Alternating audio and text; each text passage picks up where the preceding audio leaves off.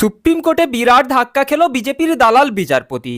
দেশের সর্বোচ্চ আদালত সুপ্রিম কোর্ট যেই কড়া রায় ঘোষণা করেছে তাতেই বিজেপির দালাল বিচারপতির পুরোপুরি 12টা বেজে গেল।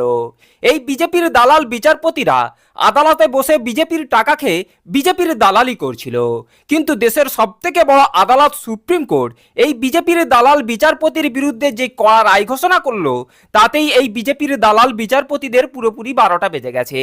তো চলুন এই ভিডিওটি ধৈর্য ধরে শেষ পর্যন্ত দেখুন যে দেশের সবথেকে বড় আদালত সুপ্রিম কোর্ট বিজেপির দালাল বিচারপতির বিরুদ্ধে ঠিক কি কড়া পদক্ষেপ নিয়েছে, তাতে এই বিজেপির দালাল বিচারপতি কত বড় বিপদে পড়ে গেল। গত 1 এপ্রিল শীর্ষ আদালতের সব বিচারপতির উপস্থিতিতে বৈঠক হয়। ওই বৈঠকেই এই সিদ্ধান্ত নেওয়া হয় যে সুপ্রিম কোর্টের বিচারপতিদের সম্পত্তির হিসাব প্রকাশ্যে আনা হবে।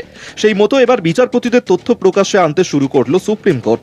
শীর্ষ আদালতের 33 জন বিচারপতির মধ্যে ইতিমধ্যেই সুপ্রিম কোর্টের ওয়েবসাইটে 21 জনের তথ্য প্রকাশ করা হয়েছে। তালিকায় আছে প্রধান বিচারপতি সঞ্জীব খান্না এবং হবু প্রধান বিচারপতি বি.আর. গাভাইয়ের তথ্য।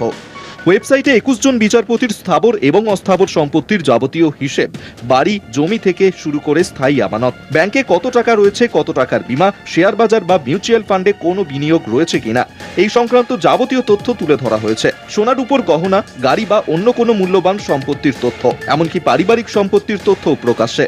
প্রসঙ্গত বিচারপতি যশবন্ত বর্মার বিরুদ্ধে অভিযোগের তদন্তে বিচারপতি সঞ্জীব খান্না 3 বিচারপতির অভ্যন্তরীণ কমিটি গঠন করেছিলেন। পাঞ্জাব ও হরিয়ানা হাইকোর্টের প্রধান বিচারপতি শিল নাগু, হিমাচল প্রদেশ হাইকোর্টের প্রধান বিচারপতি জি.এস. সান্তওয়ালিয়া এবং কর্ণাটক হাইকোর্টের বিচারপতি অনু শিবরামের সমন্বয়ে গঠিত প্যানেল শীর্ষ আদালতের সিনিয়র বিচারকদের সঙ্গে আলোচনার পর বিচারপতি যশবন্ত বর্মাকে পদত্যাগ করতেও বলতে পারে, সূত্রের খবর।